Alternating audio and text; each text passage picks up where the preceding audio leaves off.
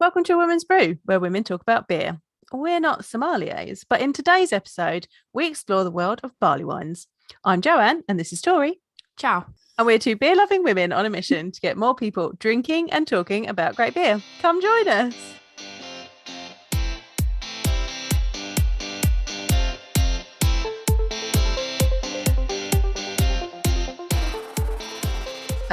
So as the nights are longer and the days are so incredibly short now, it felt only appropriate it feels like barley wine season. Like I know Yeah. everyone's like stout season and you're very much like, oh, stout season's year round. But I feel like barley wine is like there is properly a season for barley wine. Yes. And this is the season for barley wine. Yes. Yes. We'll talk about that in a bit when I go through my plethora of notes I have here about barley wines.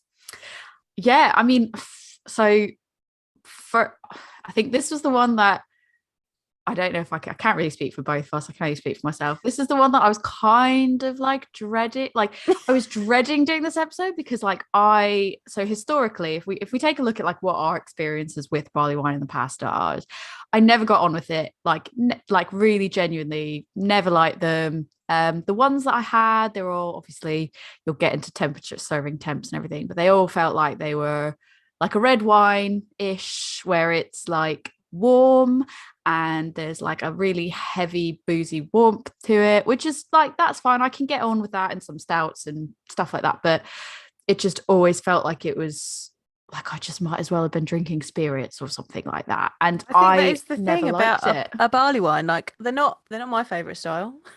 I am not a barley wine. Barley wine is life. I am not for that life. I apologize. No, but that is exactly like, that's what that. But then I did that refashioned thing that Siren did, which was they did a barley wine based on the old fashioned cocktail, and they did like a mixing box where you had the cocktail and it was like for two people, you got like a bottle each of refashioned and you got enough cocktail to make two cocktails, and then they had like a mixologist on and we had a conversation about, what do you get out of the taste of an old fashioned, and do you get any of the similar tastes in refashioned? And I found like refashioned tasted like, I don't know, we were saying on the group it was like fig roll. It was like sweeter, it was just so smooth and easy to drink, and I was like, hang on, okay, maybe I will give barley wines another shot. Maybe I've just matured in my taste. So as much as I was kind of dreading doing an episode on this when we were saying like what styles could we cover, after having that I was like, maybe there's some good to this. And then I think when you came to visit, yeah, I actually want to point out that we were in the Siren shop and I was looking at buying a bottle of refashion because you'd said it was really good, which I did, and it is. I have it through there. Really good. I might put it in my beer advent calendar actually and have it.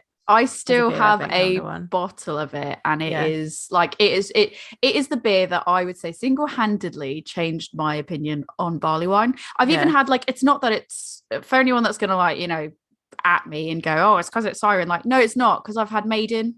I remember like the first time I had Maiden, I was like, oh, like no, this is absolutely not for me. I've had Maiden, like newer versions of Maiden since, and I'm like, oh, actually maybe part of it is my developing taste buds. I think that's but refashioned is the thing that had me being like, okay, I'll give them all another chance. Yeah.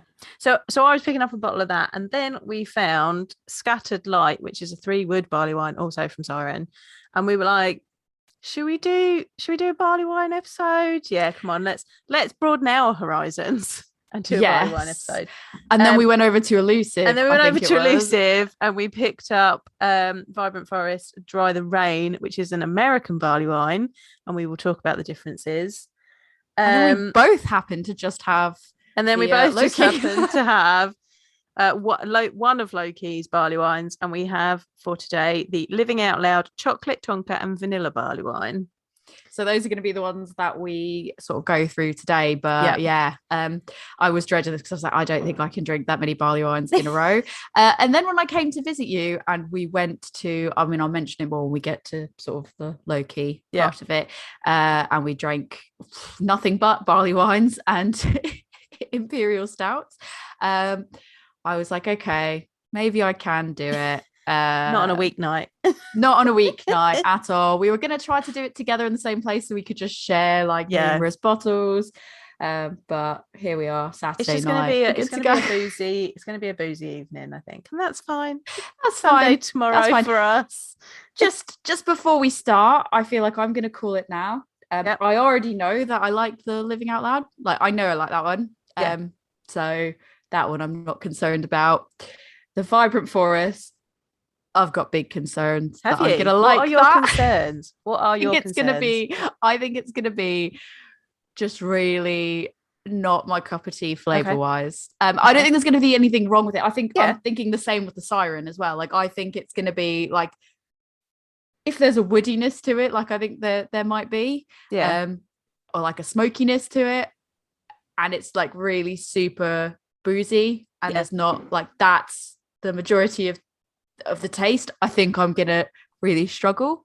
And it's nothing to do with the two of those. It's just I know that the Living Out Loud has a sweetness to it, and I'm very much like a sweet person. So that kind of balances out and makes it a smoother drink. So I'm calling it now. I think that one's going to be my favorite, and the other two I will probably end up saying aren't for me, but I'm willing to be pleasantly surprised. What about you? What do you think just from the start? So I was thinking about this today, and I was like, I've had barley wines and I've been like, nah. No, this is not for me. But I really do enjoy the ones that have got different like more sweet flavors added to them. So I think I'm going to enjoy that one. I have enjoyed one from Harvey's called Elizabeth Ale. That's their barley wine, and when I drank it I was like, oh, this is really nice, and then went to check it in and it said it was a barley wine. I was like, no, it's not. That's not a barley wine. And it is. So I think one of the things that I have discovered while doing some research about barley wine for this episode is that there is a wide range of flavors and aromas and things that are going to come from barley wine, so that not all barley wines are created equal. So you have got to keep trying them, because they're all going to be slightly different. Their flavors and aromas will change with age. Some of them you may drink fresh, some of them may be aged for 1, 2, 5, 10, 20 years, and those flavors are going to change over that time. So so it is a wide ranging style. That's it. I kind of kept that my rambling chat is about. I've kept that refashioned because I was like, well, I had it like I think two times potentially, maybe, because I think it might have also, I either got it on its own before getting the set, or maybe I got it as part of like another set. I don't know. But I had a few like bottles of it, and I've definitely kept one because I was like, I want to know what this is. As one that I know I like, I'd like to see what this tastes like sort of further down the line. But I think for me, like, so you've obviously, because you're the educator here, I did my level best to do absolutely no research. Like I've got questions, but I did basically no research, because I find that it means I can sort of maybe ask questions that maybe, like, if you've looked into it, you might not be thinking about another certain question, whereas I can come into it like sort of blank slate, as I normally am anyways. And so I thought, I'm not going to look into it at all, so I'm making a snap judgment about what I think. But you're right, from the barley ones I've tried, I'm not that person that drinks sours and doesn't like sours and then goes on Untapped and goes, oh, this is a low star because I didn't like it. Like I can appreciate a barley wine is like, certain barley wines are good quality, they're high quality, they're just not a taste that I tend to like. So we thought we would put ourselves through the ringer and try barley wines. We're doing this for you, dear listeners. Which brings us, I guess, to the first one that we're going to try, which is not those three that we mentioned. No. It is Fuller's Golden Pride, because we were looking at like what was a good baseline for us, and I'll let you explain it, but you'd kind of said like you found a recommendation that this would be one and we could get it in Waitrose. I was reading the BJCP, the Beer Judge Certification Program style guidelines for English barley wine. And I always find it quite handy because they have at the end a list of commercial examples. Now, for your more American styles, that's more difficult because generally they are American beers that you cannot get over here. But for the end, and I'm going to caveat this because often I'll read it and I'll be like, you think that English beer is one of them, do you? And I don't always agree. So this morning, Tori gets a text from me going, BJCP says that Robinson's Old Tom and Fuller's Golden Pride are barley wines. Now if you look at the label, it says Fuller's Golden Pride superior strength ale. Yeah, and I would have said personally that Robinson's Old Tom was an old ale, which is different. So, but I figured, I'm going to try and find an Old Tom. I went in B&M. Normally they have one, and of course today they didn't. So I'm going to try and find one of those and taste it again after these because I've had it before. But I've not had, like we said, like supermarkets, as we said in the past, are so inconsistent. Yeah, and I know that B&M is very inconsistent compared to, like, depends I find Waitrose is actually fairly good at consistency compared to other stores and supermarkets.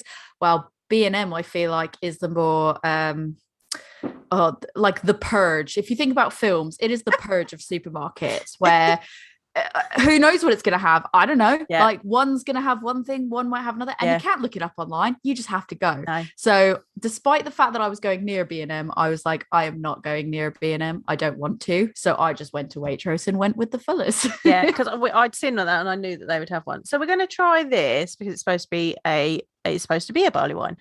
Now I will say that I'm going to go through we'll go through the style guidelines for a barley wine, but it does say, and throughout my research, I have seen that the beer styles of old ale, British strong ale, and barley wine can kind of be interchangeable, and the lines between them are a bit blurred. So we shall see. Should we just crack it open? Let's crack it open. Before you hit us with like history, should we crack it open, like have a few sips and then be like, this is how we feel about it, and then you can tell us. But I want an unbiased view of if this is actually going to be what I was expecting. I hope it doesn't spill. And it's not gone crazy. Happy days. To be fair, looking at the color of it, like I don't think that's like far off of what that's what I would expect. That's what I would expect a barley wine to look like. It is like a really nice amber. Yeah. Like ready amber. You got like a nicer head on yours, but I think that's because the way I poured mine, I was very like extra gentle with it. And it's kind of cream. It's like a cream tan kind of head. It smells. It has like a bit of like a barley wine. Yeah. Although it does smell like I expect barley wine to smell like. Also, if you can hear fireworks in either of our backgrounds, not to date this at all. Not to date this, but you're going to be like, is shots being fired? You might be able to guess I can hear your fireworks. We recorded this on. Yeah. If you're in the US, sorry, I can't explain it for you. You're just going to have to. If you know, you know. Yeah. But yeah, literally nothing I can do about that right now. No. I could just hear it, and I was like, I'm just going to address the. I was waiting to see whether you could hear it or not. I'm going to address the elephant in the room. No one, don't worry. Joe is not in danger. No, it's fireworks. It's that weekend. It is in that November. Weekend. It is that weekend. But yeah, I mean, it is more or less sort of what I expected. It's not as.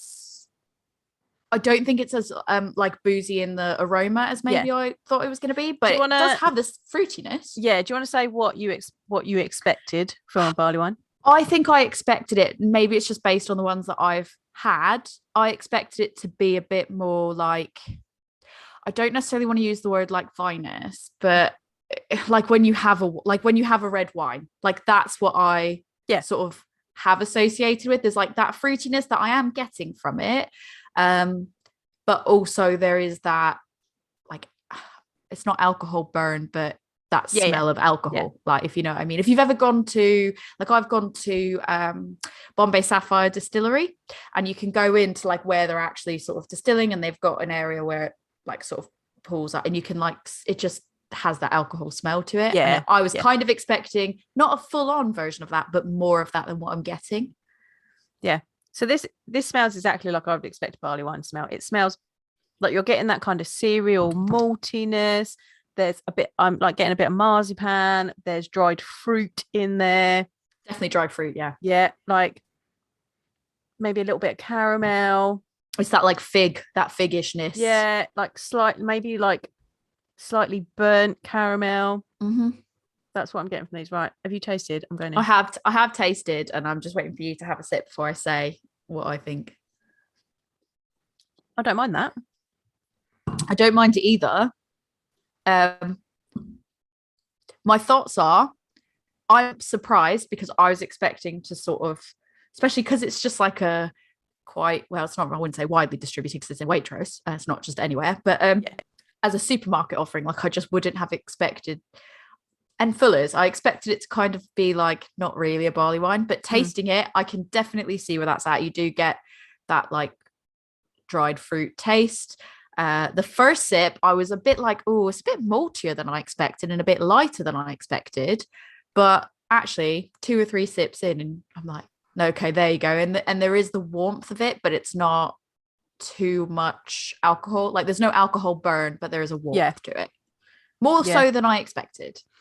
Yeah, I think I agree with that. All of that. It's got that malty, almost bread crust. Yeah. I would say like slightly like very crispy bread. I wouldn't say burnt bread, but like definitely toasted. But just that like higher level of toasting. Like a crouton type like taste. Bit of burnt sugar in there. And definitely dried fruits. Yeah. I don't mind it. Like I wouldn't sit here and have a lot of them because it's just not my personal taste. But that's not what barley wines are for. Barley wines are for sipping around the fire, maybe with a nice cheese board. Oh yeah, I could definitely, to be fair, I could murder this with a cheese board. I can murder anything with a cheese board, but I feel like, but not like the gross cheeses. Like you can have all the gross cheeses. The gross cheeses. They're not gross. You can have all the stinky ones. This would go really well with a vintage cheddar. Yeah, that's definitely me. So like, yes, my version of a cheese board, and maybe some red grapes. Go perfect. Yeah. Definitely see that. And there is a booziness to it, but it is only, she says, 8.5%. So it's at the lower end when we get to our. But admittedly, it tastes higher. I think this tastes higher than an 8.5%. Definite warmth in there. Yeah. But yeah, should we jump in now that we sort of said our initial thoughts on it? Do you want to give us a bit of the history? We can revisit the tasting notes to see, does this actually match with what the history says? But right, so history wise on the old barley wines.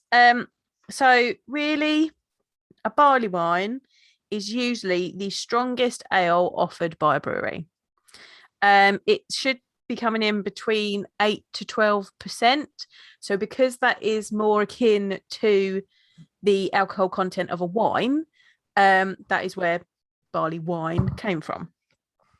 It is thought that these strong ales, so we're going to like all of them ales are going to get the old ale, the British strong ale, and the barley wine all kind of get lumped together at this point. They were probably being made in like the 1400s.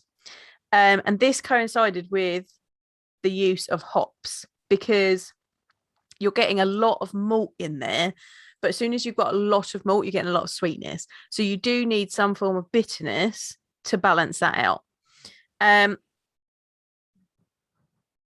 Because in a barley wine, there's probably 3 to 4 times the amount of malt that there is in your regular lower ABV beers. So that's a lot of sweetness. The malt is where the sugar comes from. You need something to balance that out. So because, as I've said before, because they are a higher ABV, they can be aged, and they were often kept for like 5, 10 or 20 years. The British gentry started brewing these in their farmhouse breweries on their grounds in the 1500s to the 1700s. And the first documented one is considered to be Bass No. 1 Pale Ale. Now, fun fact. What? I did not expect that. I've got fun facts, right? A cachet of Bass No. 1 Pale Ale was found at the Worthington White Shield Brewery. Now, if you've not heard of Worthington White Shield, not a clue. They are considered to be one of they're still kind of brewing like a proper English IPA. If you're interested. But at their brewery in 2006, they found this cachet of bottles of Bass Number One Pale Ale, that was brewed in 1869 for a special occasion. And it's thought that this is the oldest drinkable beer that anyone has drunk. And it had complex flavors of sherry, dried fruit, Christmas pudding, and smoked syrupy coffee. That sounds nice.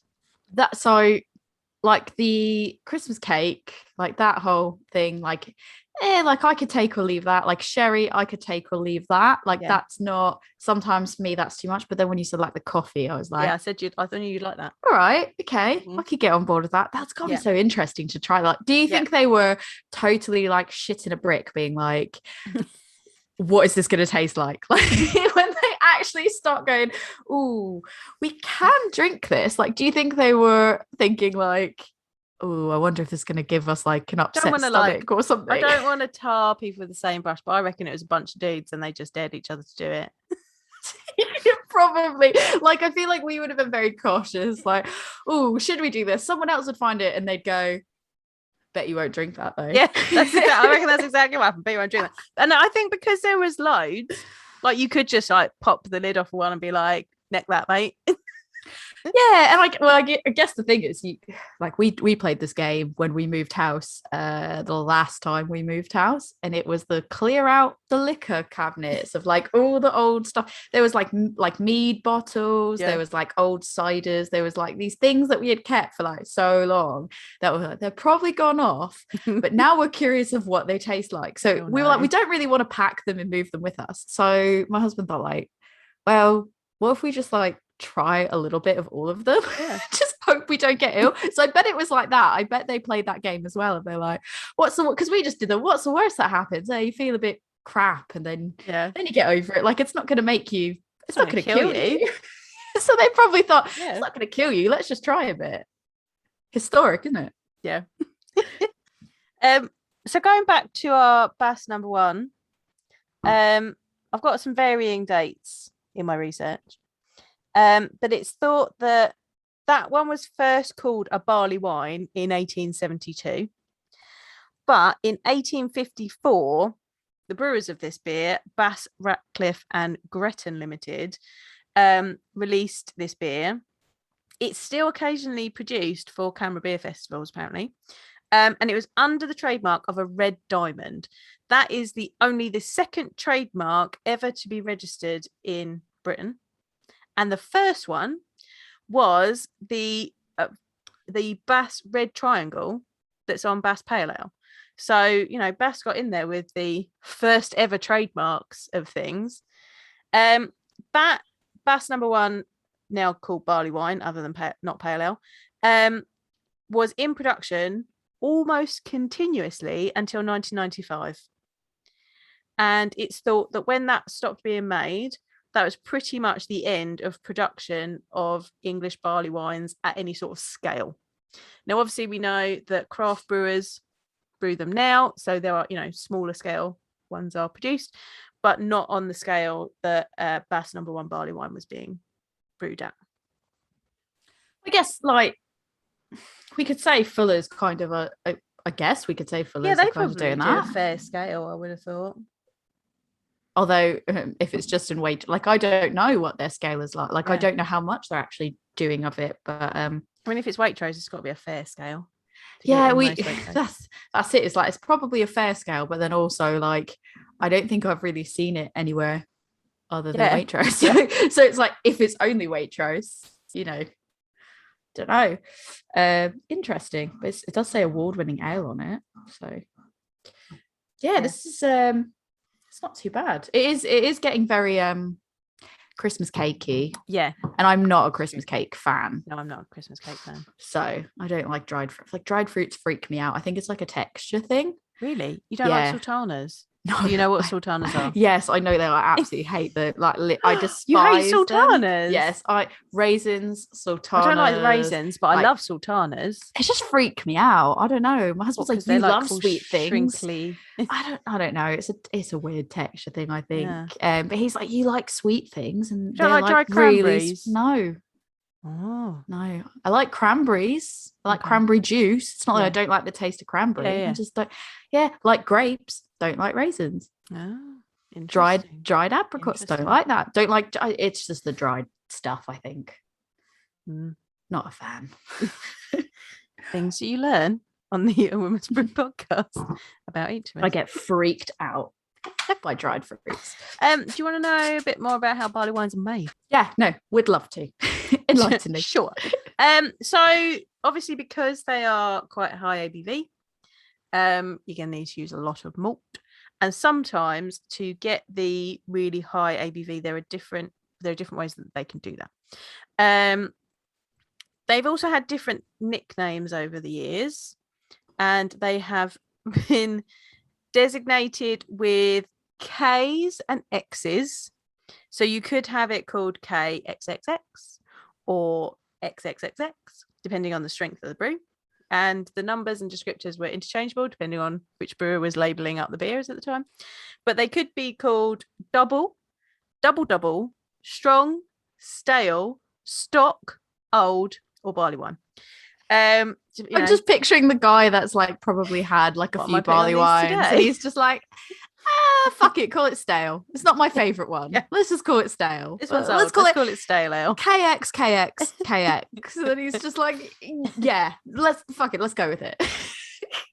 And so this double came from, or double and double came from the way that they brewed it. So when you do your mash in brewing, you remove the grains from the water, which is now your wort. That first running is the strongest bit of it because it's got all of the fermentable sugars that the mash that's been produced during the mash, where the grains have been sat in that water. So those first runnings can often be taken off and used on their own before you do the rest of the sparge and wash more sugars from the grains. Oh, interesting. Now they used to do that, take off the first runnings, put that back through the grains, so then you would have doubled it and use that for a barley wine.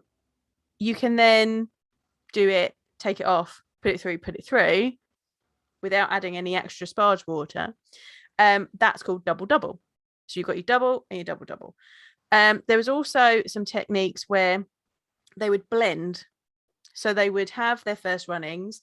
They would then possibly put more water through. That batch might be used for a slightly lower ABV beer, or they might mix a bit of that into the first runnings to get the starting gravity, so how much sugar was in that first lot of wort that they wanted, depending on the beer they were making. So to get that high ABV, you need that amount of sugars, and there was different techniques they could use for that. There was also a technique called party guile brewing. I like that name already. I'm in.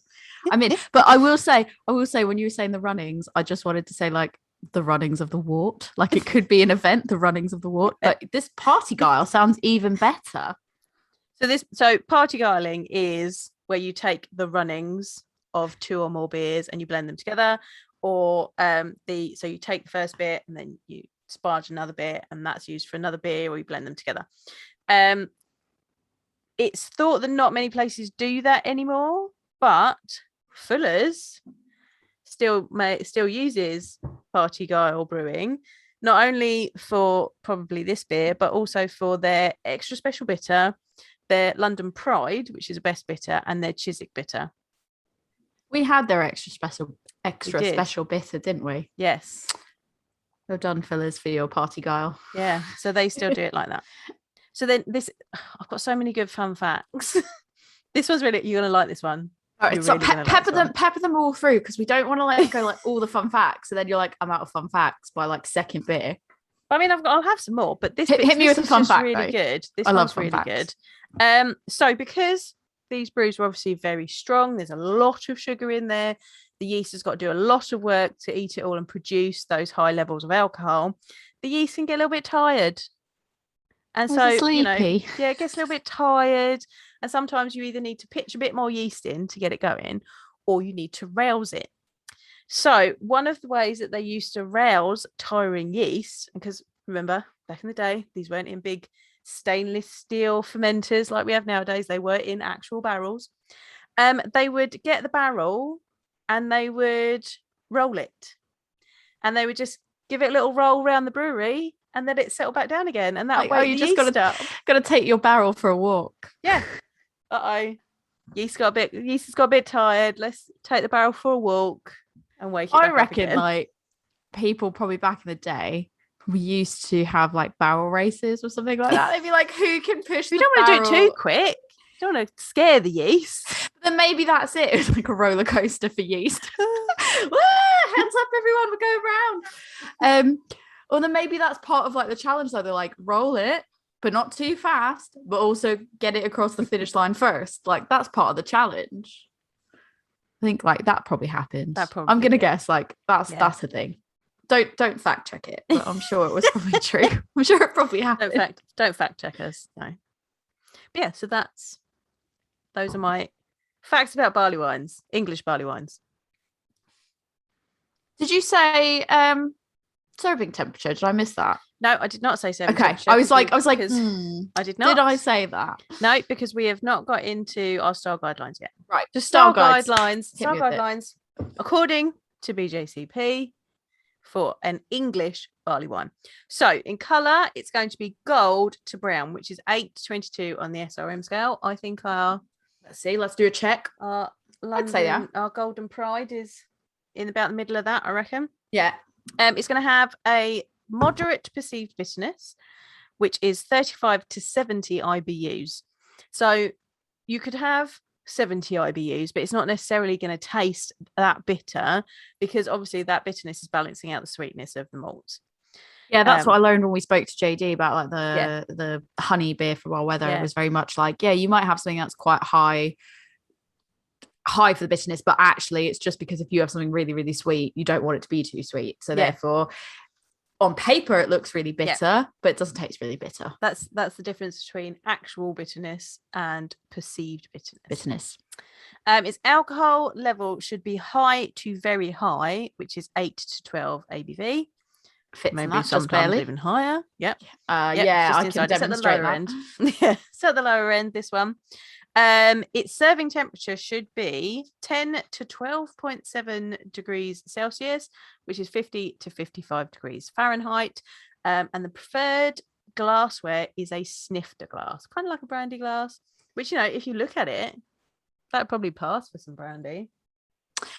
Yeah, I could see that, to be fair. Yeah. So that's your English barley wine.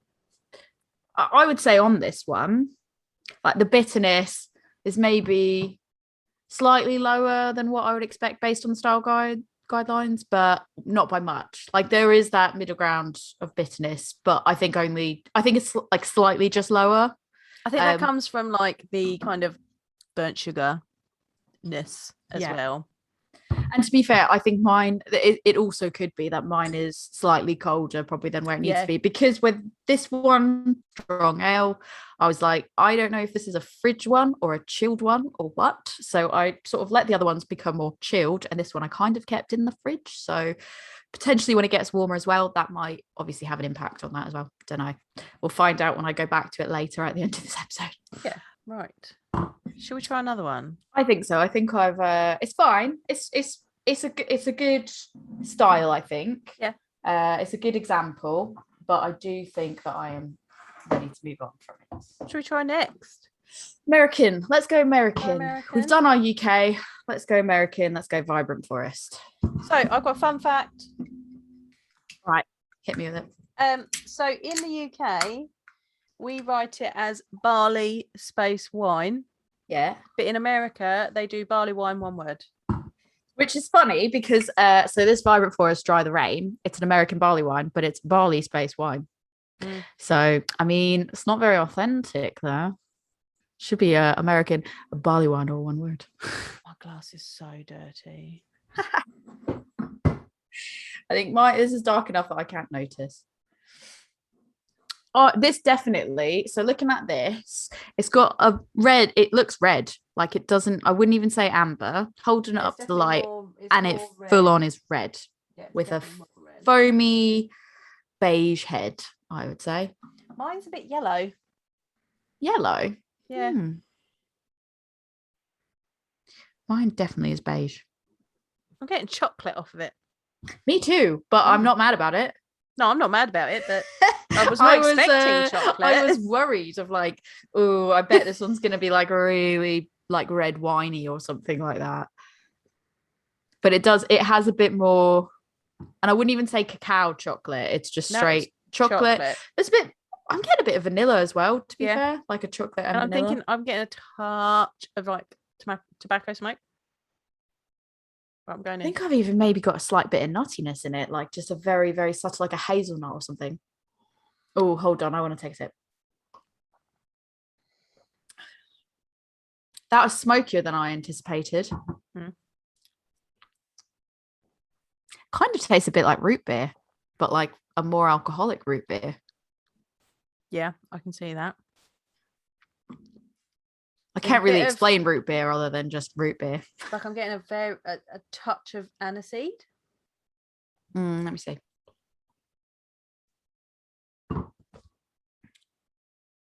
I can see that. Yeah.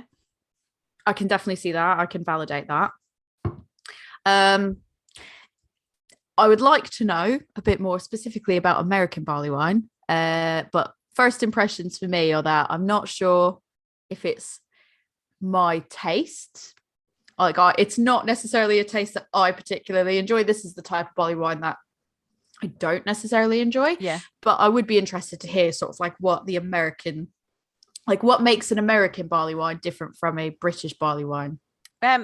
Very simply, it is obviously derived from the English barley wine, but it is made with American ingredients and therefore American hops. And as a general rule of thumb with American styles, they are just more hoppy. Yeah, I get that. And I mean, I like hoppy beers, but I can definitely tell. I think the hoppiness for this almost takes away the smoothness. Yeah.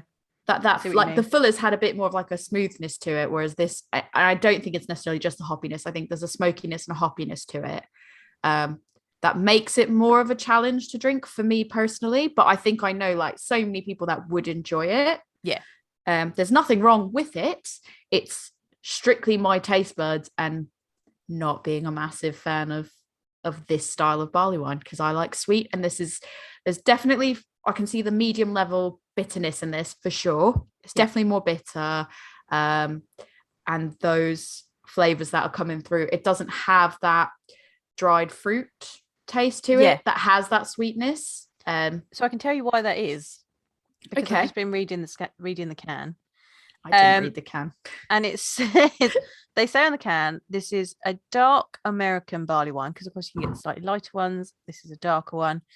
It is well hopped with Chinook and Centennial and has been aged on brandy infused oak. There we go. Add subtle notes of vanilla and spice. There we go. Dry the Rain, which is the name of it, comes in at a nice warming 9.8%. Although I feel like this one feels less boozy than the other one.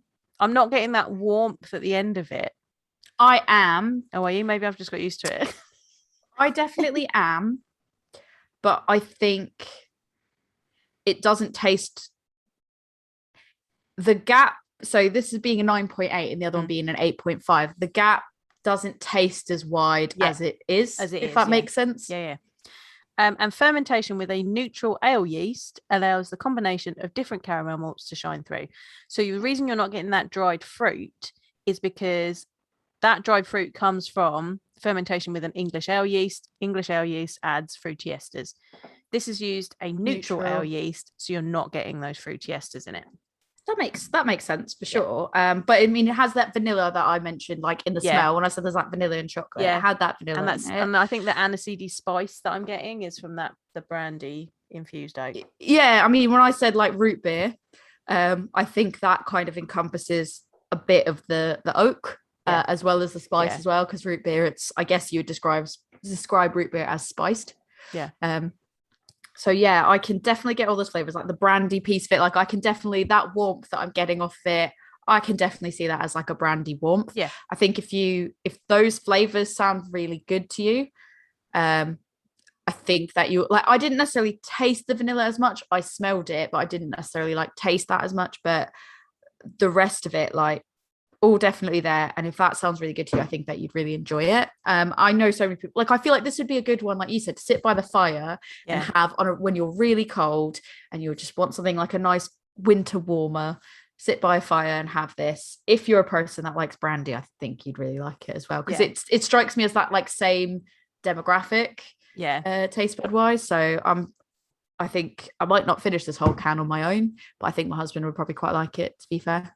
This one would definitely go really well in the snifter glass, because you could probably like swirl it and get all the complex aromatics off of it. I feel like you could probably make a baked good with it as well. Oh yeah. Like, I feel like you could probably make something Christmas cakey. Yeah. Like, not a Christmas cake, because obviously you need actual brandy for that, but something similar. Like, I feel like you could totally make soak something Christmas cake in this. You probably could, to be fair. Do you want to hear the very subtly different style guidelines for an American barley wine? Yeah, let's do it, and we'll tick off the list as you go through it. Yeah. So color is light amber to light brown, which is 10 to 19 on the SRM scale, which is in between the colors of an English barley wine, because that's 8 to 22. So it kind of sits in the middle of an English barley wine. I think I disagree with that for this, because this almost, for me, I think this is quite dark. It's very dark, but I wouldn't say, like, when you say brown, like, I wouldn't say brown, I'd say red. No. It's like a chestnut red. Chestnut red. Yeah. Which is one of my favourite colours in beer. Yeah. Love a chestnut red. It is like a lovely colour when you hold it up to the light. However, the perceived bitterness is pronounced, which is 50 to 100 IBUs. I would agree with that for this. So that's, whereas an English one was only moderate, which was 35 to 70. Do we list IBUs on here? No, I don't know. I do wish cans would have. I know we harp on about this all the time. But I do wish like cans would have that breakdown and stuff. Let me have a look on the old yellow check-in app. Yellow check-in. Let me reference that old yellow check-in app. I'm not gonna say the name because people are upset at it at the minute. I have not heard any of this, I don't think. Okay, yeah. Interesting, but I do appreciate it. It says that it's got 0 IBUs, which I think is a lie. I think it's just not been filled in. Can you even have 0 IBUs? I mean, actually, like, surely there has to be like even like a 1. Like, surely there has to be. Can have 0 IBUs. Okay, yeah, fair. Noted. That makes sense. When you say it out loud like that, yeah, of course, that makes sense. Yeah. But yeah, I would say the bitterness is definitely more pronounced in this. For me, it's more noticeable. And maybe that's why because I don't like strong bitterness. Like, I'm not a big fan of strong bitterness. I think that's probably part of the problem for me. I can get that kind of vegetal hop character that I associate with American hops. But are you only getting? So I'm not getting that at all. Are you getting it because you've looked at the hops that were on it? No, I got that before. Yeah, I don't get the vegetal in this. It's just kind of in the back of the taste. I think for me, it's just the bitterness is just overpowering it. So I'm not getting too much else. I quite like it. I wouldn't say I dislike it in the sense like I wouldn't take a sip of it and be like, oh, like if someone said to me you have to drink all of this, like I would do it, but it's definitely a sipper. Like, it's not. I think like at the moment, out of the 2 that we've had, the Fullers, I could drink that a lot quicker. Yeah. This one is definitely a slower drink for me.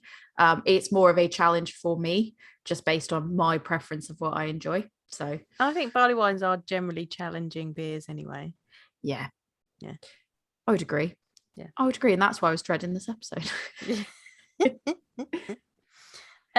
Do you want a little bit of history about American barley wines? Yeah, all right, go on then. So, as I've said, it's derived from the English style.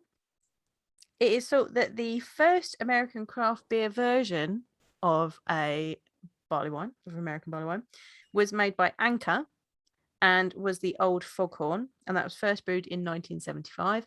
The 70s in America is like the birthplace of most American beer styles, just in case you were wondering. But also, one that I happen to have here Sierra Nevada Bigfoot barley wine was first brewed in 1983, and it is said to have set the standard for the hop forward style that we understand today. So I got one of those. I'm going to try that later, not today, and see what that. You sure you don't want to just marathon all your barley wines tonight? No, I don't. Also, I didn't have this one in the fridge on purpose, so that when I get to the end of these barley wines, I don't go, yeah, I'll just drink another one. Well, that's it. That's the problem with like stuff like this, isn't it? Is you like you work your way through it, and then you're like here's one more. Like it's especially on a Saturday, you're like, oh, it's the night's still young. Like Sunday tomorrow, it's fun. Do you want another fun fact? Yeah, you know it. So the story goes that when Sierra Nevada first sent Bigfoot out to the lab for analysis, the lab called them and said, your barley wine is too bitter. And Sierra Nevada said, thank you. I love it. Like it's too bitter. They're like, oh, thank you. Yeah, that's what we were going for. We wanted. Thanks. There you go. That is that one tickled me. I like that. I thought you'd like that one. I do appreciate that fun fact for sure. Yeah. Should we go to the next one? Siren Scattered Light 3-wood barley wine. Let's see. Let me see the rest. Like, let me read the back. A latest take on a style steeped in tradition, caramel, toffee, and burnt sugar flavors build out of a classic malt base with flashes of vanilla wafers, berries, and zesty citrus hop notes. Spinning the beer through cypress oak and maple spiral imparts a nutty complexity, balancing rich sweetness with juicy tannins in a long dry finish. Actually, it sounds nice, so maybe I will like it. It's 10%. It's beautiful color. It kind of sits between the Golden Pride and the Vibrant Forest. Similar head color to the Vibrant Forest. Yeah. It smells interesting. It does. It smells like everything that I don't like in a barley wine. I'm so nervous to sip it. I'm not gonna lie. Getting vanilla.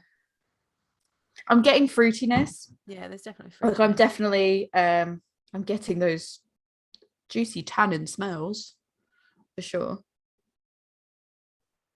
I get the more I smell it, the more I kind of can get the vanilla, but it's very subtle because I think the berries are very strong in comparison. Yeah. And I can get a slight bit of woodiness in the smell, I think. Yeah, I get woodiness. Right, I'm going in. Oh, okay. That tastes completely different from what it smells like. I am officially confused because obviously tastes like toffee. So I read it out and I was like, that actually sounds nice. Then I smelled it and I was like, ooh, that aroma is the aroma of the style of barley wine that I feel like has traumatized me to not like barley wines. Then I just took a sip and I was like, that is a hell of a lot sweeter than I expected that to be. I need another sip because I kind of don't believe it. It tastes like toffee. That would go so well with a vintage English cheddar. It does taste like toffee, doesn't it? Like, so I did a little beer and cheese pairing a while back. Ooh. And I paired a vintage English cheddar with a best bitter because I wanted that caramel malt flavor to come out, because then when you get the vintage cheddar, there's like little salt crystals in it. Yeah. When it goes really nice and crumbly. So then it's kind of like salted caramel. Have this with your vintage crumbly English cheddar. I think that, or like caramel, man. I could have this with just like Ritz crackers. Yeah. Like a salty Ritz cracker. And cheese, obviously, because like obviously you can't have cheese. You have to have cheese, but I feel like this is one that I'd be happy with one of, but for a totally different reason, because I feel like drink too much of this and I feel like you're probably asking for a headache the next day, like for sure. As it's at 10%. It is 10%, but it doesn't weirdly, I would argue this is the least boozy out of the three that we've had so far. I think there's a warmth at the back, but it doesn't go all boozy to me. It's not, again, there's no alcohol burn. The warmth isn't like a all-encompassing warmth. Like it's there, but very subtle. It's not like that's not the majority of the flavor. It's not overpowering anything. But yeah, you're right. It's very toffee. The wood, like the woodiness and the aroma, definitely it's not very woody in taste. But I know that that's probably because what's being pulled out of those woods is not, it's those woods, it's a cypress, oak, and maple. Yeah. It says to sort of impart like a nutty complexity. And I do sort of get that like a little bit, but I would say that those woods probably bring out like some of the vanilla flavor, like because I know wood can bring out like vanilla flavors and all that. So I would hazard a guess that obviously plays into it as well, as opposed to it bringing out a woodiness. Yeah, I would agree. This is considered an English barley wine because I just looked it up.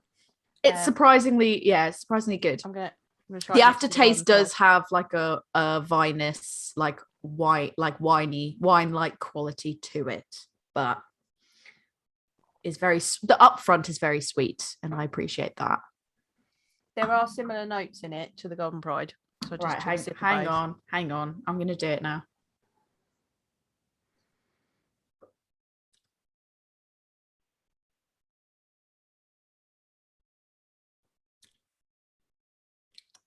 I think the Siren actually, it comes through a bit more. It's not thick and it's not thick and syrupy, but it has a more of like a syrupy, it's got a taste to it, chewy, like coating, like a mouth chewy coating. Yeah. I would agree than the Fuller's. Chewy, but the upfront taste is similar. Yeah, so. But you'd expect that because it's 10% and the other one's only 8.5. So I mean, first few sips, it doesn't taste 10%. The more sips in you get, the more you're like, oh, okay, I can see that being 10%. I feel it in my cheeks now. Definitely, for sure. So one of the questions that I actually had was sort of like the naming conventions, how we were calling it like a barley wine. Because also I happen to have an oat wine and a rye wine. So I have got, it was one of the 5th birthday beers from Fierce, and it was a collaboration with Brew York, and it's called Very Big Flapjack. And it's an oat wine, an 11% oat wine. So I've got that. And I happen to be wearing the Tartarus shirt, total coincidence. But I have Tartarus's, I think it's pronounced Rock, it's ROC. I'm going to guess it's called Rock. But it's one of their first birthday beers, and it's an imperial rye wine. This one, ooh, I'm going to have you guess the ABV on it. 12.5. It's 22%. Sure. Yeah. I nearly swore then. It's 22%. I've got 2 of these because I wanted to have one and then age the other one. But I never got around to having the first one, so I still have 2. But 22%. I got this at when they did the tap takeover at Hoppy Place. Mm-hmm. Got this sweet t-shirt. Got some beers, and this is one of the ones I got. And I just thought it was interesting because obviously we've got barley wine, we've got an oat wine, we've got a rye wine. You know, would you classify them all together and just call them like beer wines, or would you? What's the differentiation there? Is it so? While I was doing my research on barley wines, another style that is within the BJCP guidelines is a wheat wine. And basically, interesting, very similar. Just having a look at its stats. Yeah, so it's quite similar to your barley wines of both types, but it has 50% of the grist is wheat. So obviously that's going to give you're still getting your fermentable sugars. You're still getting that similar amount of that.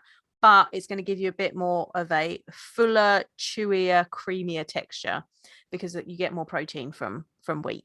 So I would say that a rye wine and an oat wine come under this similar kind of wheat wine category, and that probably the 50% of the grain bill is rye or oats to get that different. And because, of course, rye is going to give you that spiciness that you get from rye.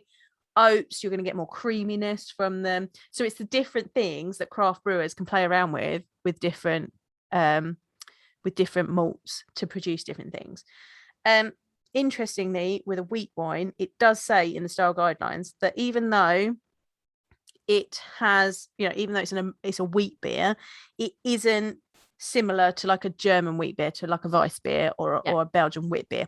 You're not looking for those esters and phenols that come from the yeast. It is a wheat wine because it's got wheat in it, as opposed to those types of esters and phenols that come from the yeast. It's all about the grain. And barley wine, the overarching whole barley wine, wheat wine, rye wine, oat wine, whatever you want it to be, it is a wine, air quotes, because it's got a lot of malt in it that's bumping up that ABV to similar levels of a wine. Yeah. That makes sense for sure. I mean, with it being called a wine with the high ABVs, and some of them have those, you get that kind of vinusiness from some of them as well, especially when you age them. Well, I was going to say, like, my take on do we think that people that like wine would enjoy barley wine? Like, I think it's not a straight yes or no answer. I think it's like wine. Like, wine itself, you wouldn't say this. It's very rare that you have someone that's like, do you like wine? Yes. Like, flat out, do you like wine? Yes or no? Yes. No, most people would say, well, okay, which wine? I really like for me, I know I've only really started appreciating red wine, for example, in the last, I don't know, five or so years. But then I'm very picky with the red wines that I like, and I like very particular ones. And I don't really like white wines that much. And a rosé, it depends on sweetness, and I like a Riesling because it's sweet. I love it's a Riesling. I love it. There's one, if you've got well, you don't have Costco, do you? No. They do one that I know I liked for a fact in the US, called Kung Fu Girl, and they have that in Costco. I'll buy you a bottle, don't worry. I love a Spumante as well. So I don't like that as much. And I'm very picky, like red wine. And I think because I don't really like red wine. I developed the appreciation more so. I've had it so many times. We have it at my in-laws. The red wine comes out at the end of the night. But I really developed an appreciation more so when we did a tasting when we were in Italy, and we were in like Florence. We were in the like Chianti wine region, and we had what was like a Chianti Classico. And since then, they tell you like it's got a black rooster on the label, so always look out for black roosters if you want a Chianti Classico. And it always ends up being the more expensive ones usually. Of course it does. Accidental expensive taste. But yeah, that's the one that I'm always like, it's just got that nice balance of like the flavors. It's not too dry, it's not too sweet, it's just like really great. But I think it's kind of like similar with barley, which bring it back to barley wine, it's very similar. Like, you wouldn't just have someone say, do you like barley wine, yes or no? Because I think it's sort of like green hop beers. Do you like green hop beers, yes or no? Well, green hop beers can mean so many different things, and barley wines can mean so many different things, that just in the three we've already had, different before flavors. We even get more creative with it, I've gone like, yes, I like this one. No, that one's not for me. This one's a middle ground, not, And I think looking at all the ones we've got, they are, in the grand scheme of barley wines, they're probably quite young. Like, they've not necessarily been aged. These have come out and they are as fresh as barley wine's going to get, other than, straight from tank. These are fresh. They've not been aged for a variety of years. There are ones that you can get. So recently, sub 1 year, basically. Yeah. Like that at the minute, I've noticed in some of our beer groups that the JW Lee's Harvest beer is very popular. It's the right time of year for it to come out, and I think one of the online retailers has actually had some stashed away, and been you can buy several vintages at once, so you can do a vertical tasting of it and see how it's aged over time. It will cost you like a nice penny, because aged beers are a lovely commodity. I mean, I would expect the price tag to match when you say it's so aged you can drop a chunk to get yourself a set of JW Lee's Harvest ales that have been aged the thing though, is like properly. there's certain styles, like if someone said like, oh, I've got this barley wine, like this particular barley wine, and we've aged it, this, even if I like the first one, feel like, oh, I'm aging it, unless I really like it, I don't feel like I would, any beer, not just barley wines, ales, And I feel like if I was going to do any that, of that, I'd have to like be like, right, we are a bunch of us are getting together, because I wouldn't want to drink the whole bottles myself. It'd have to be a let's all get together and bring cheese and let's just share a bunch of these and do a vertical together. That's it though, because then like if you're having a vertical like that and you have paid that kind of money and it is something that's like so renowned, like what's fun for me anyways, I can't speak for everyone, some people would happily do it on their own. For me, it's not fun to do something like that on my own, because who am I gonna talk to about it, if that makes sense? Like I would want to be like, oh, this is really cool, I have this thing. Rick's not gonna appreciate it. Gordon is not going to appreciate it. I love my husband, he has many things, but if I sit there and I'm like, oh, the complexity of this, like he would just be like, cool. Gordon will tell me it tastes like beer.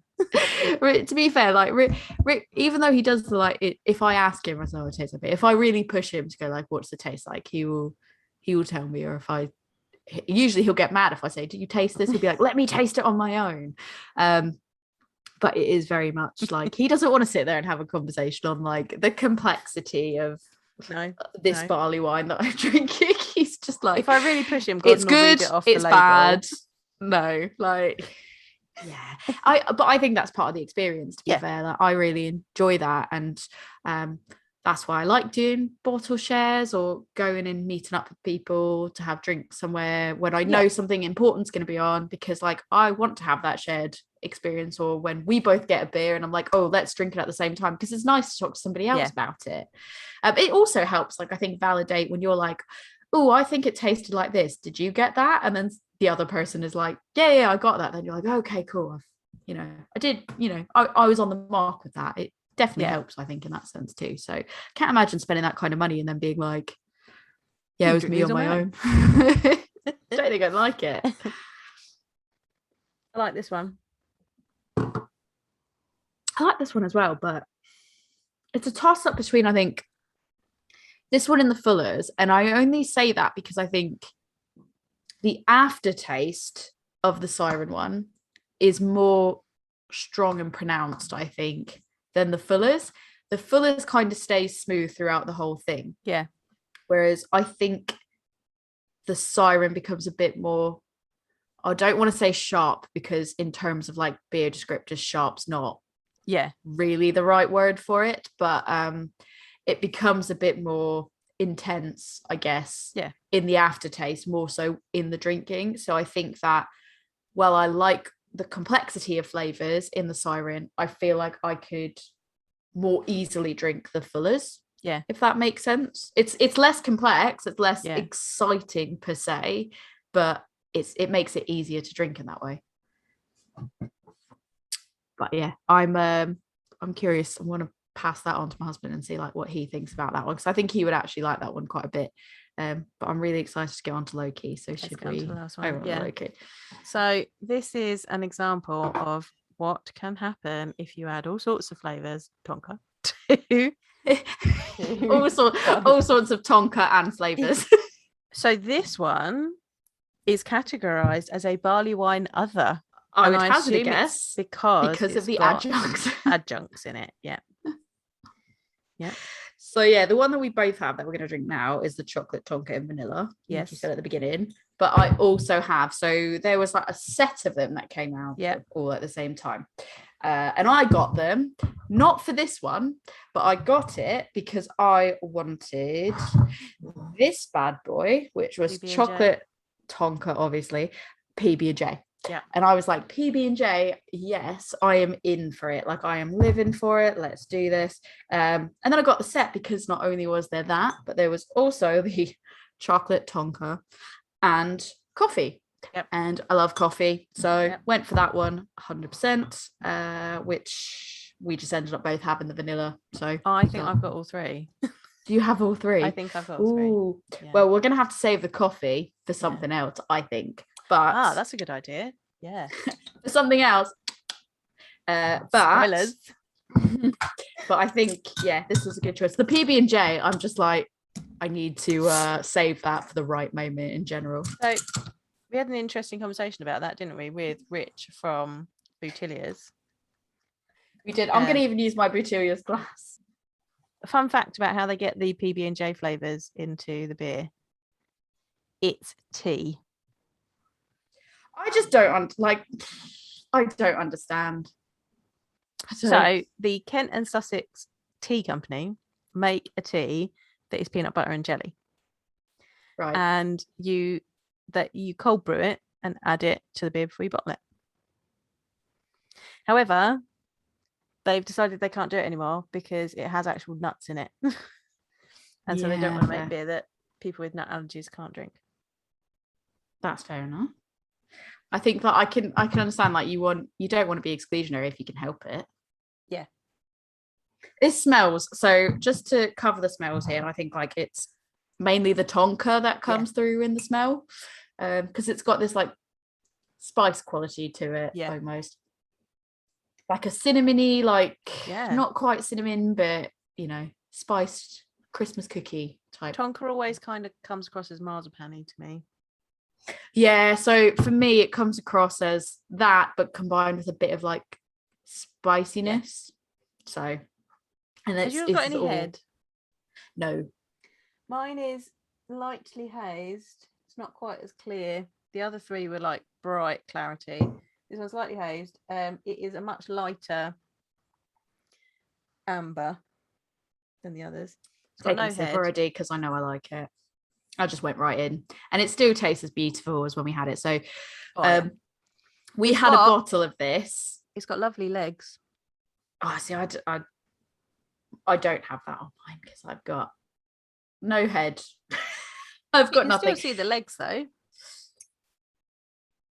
So for those who are listening, and for those that don't know how to look at legs, so it's like a wine tasting thing. Yes. If you tip your beer as if you're going to tip it out of the glass and then straighten it back up again. I've got to do it directly into the camera. Apologies, because that's where my light is. There's like a film that gets left behind and then trickles back down, and that's called legs, and that means there's a lot of alcohol in it.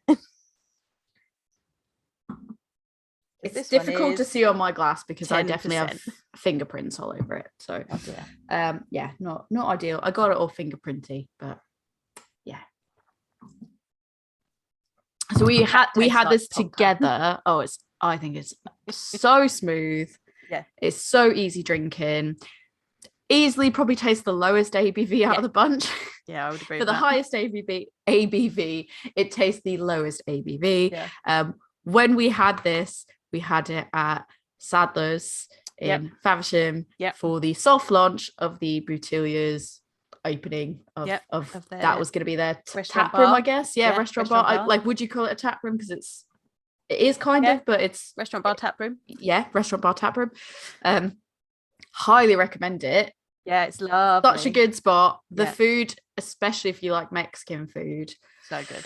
It is to die for, and I say that as a person with relatively high standards. Yeah, you like the pico de gallo, Mexican food. The pico was so good. It was all so good. The atmosphere was really great. Yeah. The location is so easy to get to from the train station. Yep. A lot, like, literally loved everything about it. And then they had all the Boutiliers, they had Loki, they had a whole bunch of guest beers on. We basically spent the night drinking barley wines and impies. Hang on, that was not the plan. It was not the plan. We were like, we'll go in, we'll start with a doki doki. Yeah, we'll have a doki doki. We'll be quiet. We'll be, we'll have a quiet night because we're going to brew the next day. Then we had a lovely evening chatting to Rich from Boutiliers, and So I've got the bottles that the majority of the bottles that we were going on. So let us take the bottles home. Yep. So we had the dusting crops, which I insisted I had to have Joe was like, oh, I don't think I've had that one. I was like, I'm really sorry, Joe. Like, that makes me laugh. I need to have that. Yeah. So that was the Wild Turkey Barrel Aged Imperial Stout. That was the chocolate and tonka. 11% on that one. So we had that. This is after we had already had Winged Angel. Yeah, one Winged Angel, which was a raspberry brown stout that had been aging for 2 years and was still tasting it was delicious. Incredible. That was so my beer of 2020. When I was like, oh, that is on. I am having some of that. I want to say we even had like wasn't even a third. I think we had like a half of it each. Yeah. So we both had like half of that to start. And we were like, we'll go in, we'll start light, and then we'll sort of go as we go on from there. But we started speaking to Rich. He said like, no, this is on tap and it's beautiful. Because you both had the One Winged Angel. Yeah, because we had One Winged Angel t-shirts on. So yeah, and he was like, it's on and it's tasting really good. And you were like, well, I think I'll have that. And I was like, well, I've never had it, so I would like want to have it. So we got half of that. So that was good. We had what we're drinking now, which was the Living Out Loud chocolate tonka vanilla barley wine. We had the Dustin Crops that I just said. We had Miss Kitty Fantastico, which was cherry chocolate and tonka imperial stout. 10% that one was. I just wanted this one because the label and the name was brilliant, and I didn't buy it because I'm very particular about cherry and beer. It's in a stout. For me, chocolate and cherry can be conflicting for my senses, but this was absolutely amazing, and I'm gutted that I hadn't bought it, but I ended up with the label, so I'm happy days. And it's got a nice pink wax. So the wax, literally, I didn't even delabel I've got another one of those. I didn't even delabel them because the bottles themselves with the wax looks just really pretty. And in the process as well, we were like, oh, should we have another one? Let's have another one. So I grabbed Demon Reset and it's 10% as well. So we went sharing like these. We had the One Winged Angel. It was it was one of those lovely unexpected nights.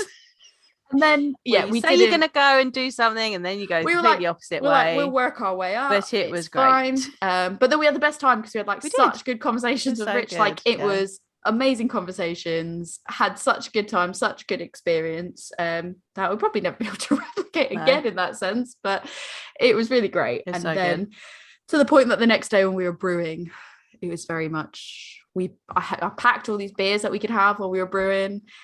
And we were like, not really in the mood to drink quite yet. We didn't drink until lunch where we had the Duchess. Yeah, we had and that was it. We had Duchess, and then we just waited Duchess and to cheese. go out. And then we went out again. But I think basically the reason I kind of read out all those was sort of to bring it back to like low key. I feel like so they do a lot of imperial stouts and barley wines. That's if not exclusively, at least the majority of what they do. And in my opinion, I mean, I think they put creativity into barley wine, and I would argue that they've actually brought a new appreciation to barley wine for a lot of people. I think there's a lot of people like myself that are like, I don't really like barley wine. It's not really my cup of tea, not really interested. And then they come out and say, I'm going to do peanut butter and jelly or coffee or just interesting flavors with adjuncts in all that. It's playful, it's creative, and I think it's just sparked a new creativity in barley wine of what barley wines can be. I'm sure there's other people that are doing it, but I feel like sort of low-key have managed to collab with the right people who are gonna put out this, they've got, one of them was Emperors. Like if you're gonna do an imperial stout of any kind, like Emperors is who you want to collab with for sure. But I do think that they're just nailing it, and they're getting the word out in a way that maybe a lot of other places maybe just aren't able to do. I don't know. But that's just my take on it. I don't know if you'd agree or disagree with that. Yeah, I think so. I just think their combinations of flavors are really interesting. Definitely really interesting. And I think they land in a way that makes a barley wine very smooth, drinkable, and they just do the flavors that I want to drink. Me too. And it's like, I would say it's sweet without being overpoweringly sweet. Like this is sweet without being sickly sweet. That sweetness is taking the edge off of the bitterness and the booziness, even like it's making the booziness more palatable. And honestly, I could drink these are ones that I could and have demonstrated that I have drank all night. Yes, we did. Oh, God, we did not anticipate to have a full night. I don't think I necessarily need to say the feedback on this beer because I think it's obvious. Genuinely, as I called my favorite of the night, I don't think I will share this one. I think this one, I'll share the other ones. I don't know if I will share this one beyond a sip, but yeah, absolutely love it. And I love the names of their stuff as well, but it's the same with Boutiliers. Like I love the names that they put out there, and that kind of draws me to it. And then I see like, oh, they've added this, this, and this to it. That's my kind of flavor, definitely going for it. So consistently across the board, label design, name, and flavorings, they have me 100%. So it's good stuff. Yeah, seconded. Shall we put them in order of enjoyment for this evening? I think so. Do you want to go first? Or do you want me to go first? Yeah, I think I've got a bit of a tie between the low-key and the siren, because I like both of those equally for different reasons. So I think they get joint first, Golden Pride next, Dry the Rain last, fourth. We won't say last, fourth. I think I'm similar to you. I would say the low key is top. Not a tie. It's a very clear winner. I've made that abundantly clear. I think where it sort of gets similar is I've got a tie for maybe second place over the Fullers and the Siren. I would actually say that for me, the Fullers had the slight edge over the Siren, but not by much. I think it just depends on,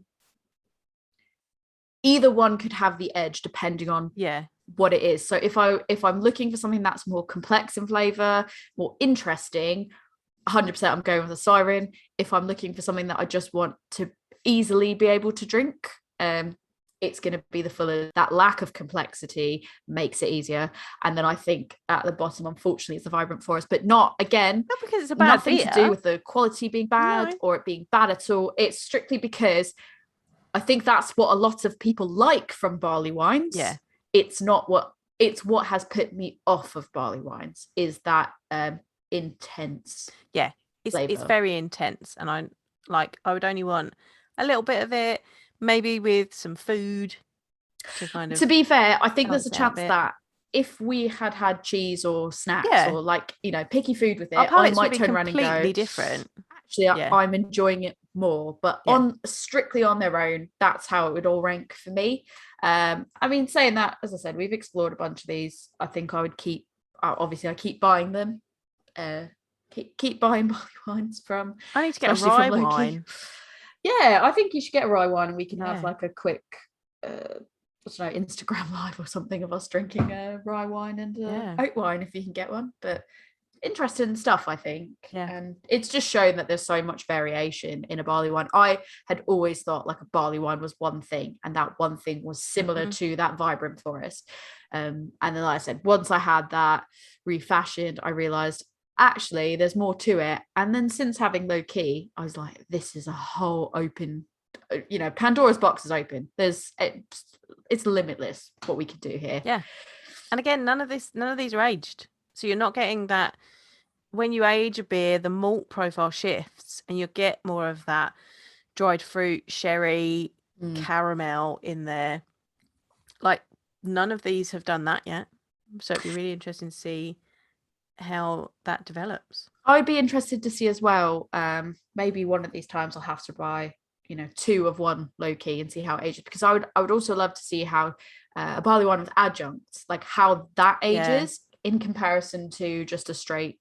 Yeah, you may well lose some bits of it because that's why I'd be quite interested to find out. Is the more volatile aromatics are gonna disappear first. Be an interesting science experiment, I think.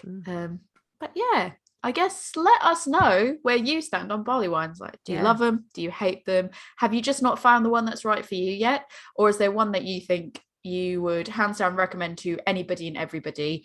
Let us know. If there's one that you think that we'd like, totally reach out and tell us. Jo, where can people reach out to you? If you want to come and find me and tell me where you've had a wheat wine and where I can get a wheat wine, because I now want to try one. I am a Woman's Brew on Facebook, Instagram, and Twitter. I generally hang out on Instagram. And you can come and learn about beer styles like barley wines with me in my beer school, Love Beer Learning. We are Love Beer Learning on Facebook, Instagram, Twitter. We mostly hang out on Instagram, but we are also on TikTok and Pinterest. And I also have a website, which is lovebeerlearning.co.uk. And we have an email address, which is lovebeerlearning@gmail.com. Email us about your barley wines, your wheat wines, your rye wines, your oat wines, your beer wines. Tell us all about your beer wines. Tell us where we can get some more, because we want to try more. And let us know what other episodes you'd like us to do. What other beer styles would you like us to do a deep dive on? Tori, where can they get you if they want to tell you that they've got a low-key t-shirt and you haven't? I feel weird that you didn't full name me. This is like probably the first time that you didn't full name not the me. First time. Just every now and then I like to throw in a Tory Powell every now and then. I feel like that's the majority, and when you don't do that, it's the minority. And I'm like, oh, like it's like when we did our intro and I said ciao and I caught you off guard. I feel like you caught me off guard by not full naming me. If you want to talk to me about where I can get a low-key t-shirt, because I would like one. Or if you want to recommend me a barley wine you think that will suit my palate needs, my adjunct riddled palate, you can find me on Instagram or Instagram at adventures_in_optimism. That's it. So until next time, guys. Cheers.